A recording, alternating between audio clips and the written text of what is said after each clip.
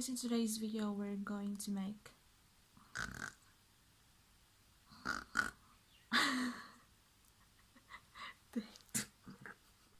Hi guys, this is Destiny Des and welcome back to my YouTube channel. And if you're new to my YouTube channel, don't forget to like, subscribe for more upcoming videos every week. So in today's video, we're going to tackle about the things you need to know before going here in Australia. So let's get started! So when you hear Australia, the first thing that comes in mind is the beaches, the kangaroos, the koalas, the endangered species. That's all what I think before going here in Australia. And yes, the first thing that you need to know is the weather. Yes, the weather. Because here in Australia, especially in Melbourne, we always experience 4 seasons in just one day. Yes, 4 seasons in one day. Because usually in the morning it was gloomy, in the middle it's sunny, and then it rains, and then and there are some parts of the country that has snow in the mountainside. Australia has 4 seasons and some parts had more than 4, so we usually have winter, summer, autumn, or let's call it fall, and then spring.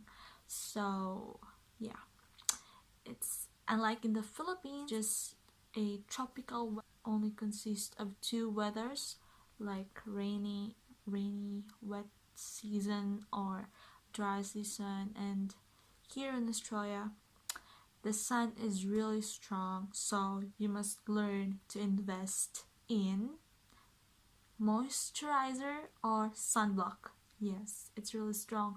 Sometimes the temperature goes to 40 degrees Celsius, like when I arrive here the first time I step my foot on the ground here in Australia. It's really hot that time. It's 40 degrees.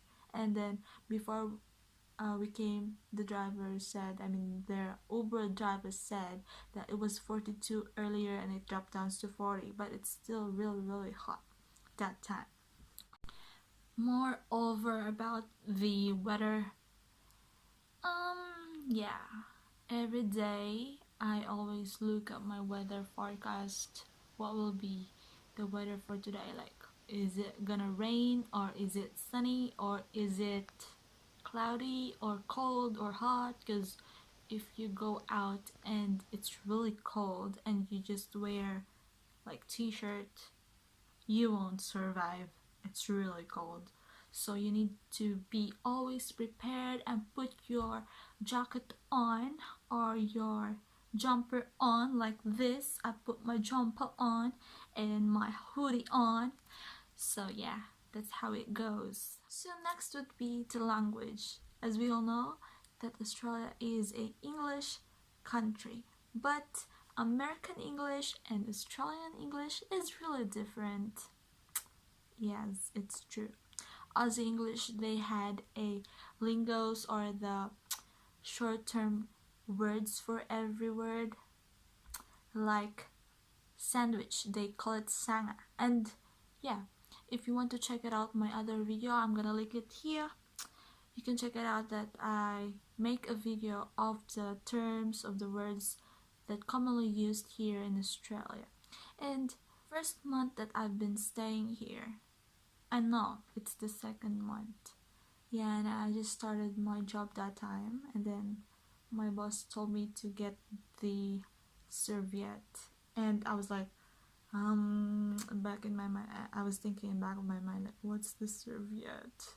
And then she taught me that serviette is napkin or tissue paper, but in the Philippines we call it like tissue paper. We didn't usually use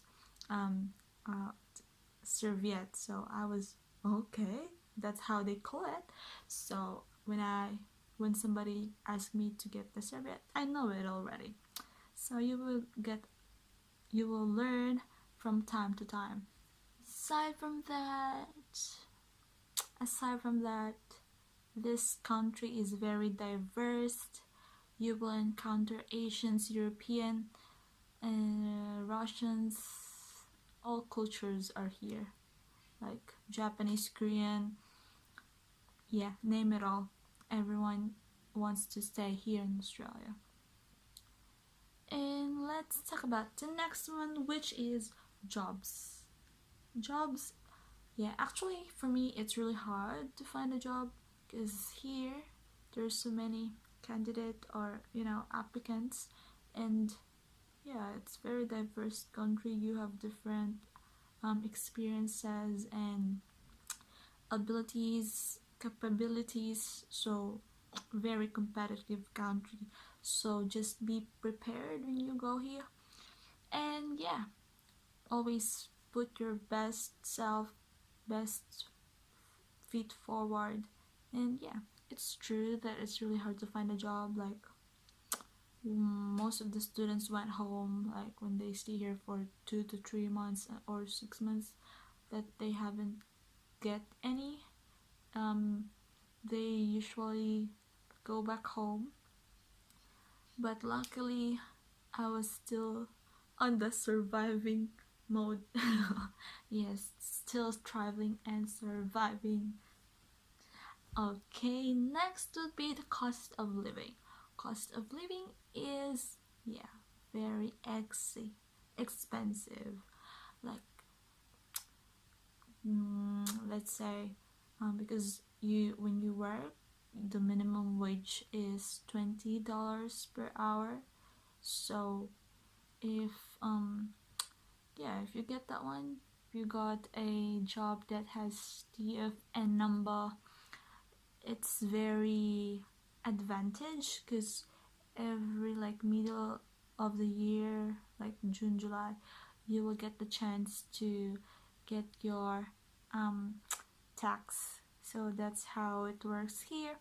And yeah, and aside from that, if you have a job that um, legit, or let's call it appropriate job, and you will also get your superannuation by the end of your uni, or yeah. And then next would be the education system. So I haven't experienced to study in big universities. I study in academia, which is, it's not that really big. It's just a vocational course because it's not a degree course. And yeah, usually in one term they have 12 weeks.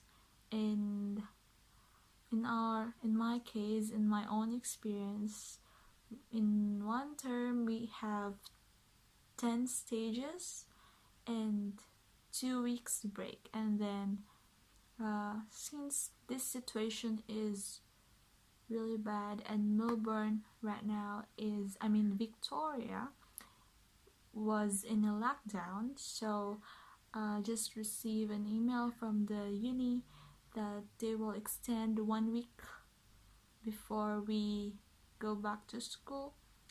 And yeah, we'll resume on July 27, I think. Yeah, July 27. And yeah, by the way, tuition fee, it's really expensive.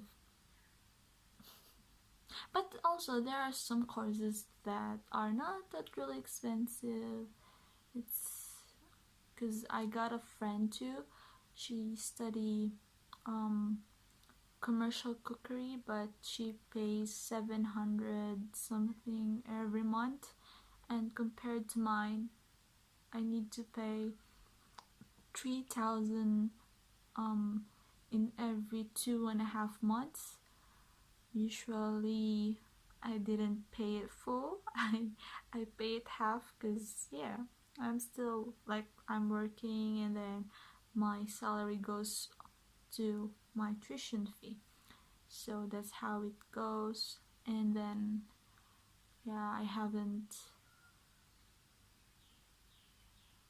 sent any money from the Philippines yet, because yeah, it's not even enough for my tuition fee. Luckily, I was living here in my aunt, so it's free. I don't need to pay for house rentals. So the next would be the culture. Yeah, people here love to say how are you, good day. Yeah, because like in my own experience, I work in hospitality industry. When you meet someone, or the way how they greeted you is like, how are you, how's it going, like that. And then if they were gonna ask you, like if you're gonna ask you how are you, and then you need to say good, thank you, how are you, you need to ask them too, like how are you. Like if they ask you how are you, you should also ask them how are you too, because if you didn't respond to that, they were gonna think that yeah, you're not being respectful. Yeah, you're not being respectful towards them. And sometimes when someone asks me how are you, and then I usually say that I'm good, thank you, yourself. So yeah, because I keep hearing some words or sentences, and then I imitate it. That's what I do. And then especially if I encounter a new word, I keep on thinking about it and apply it here, and yeah, it works. And what's the last? I think that would be the last part. This is just a short video. It's just the basic one that you need to know, but yeah, you should also research. So this video is just a short one. So thank you so much for listening and tuning in until the end. Hopefully I'm gonna see you on my next video. Thank you so much. Bye. See you in the next one.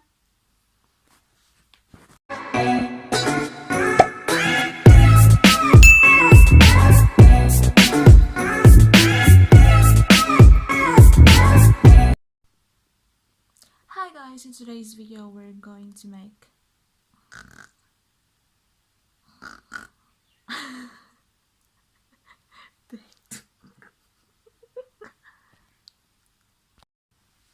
Hi guys, this is Desiree and welcome back to my YouTube channel. In today's video we're going to make a, you know,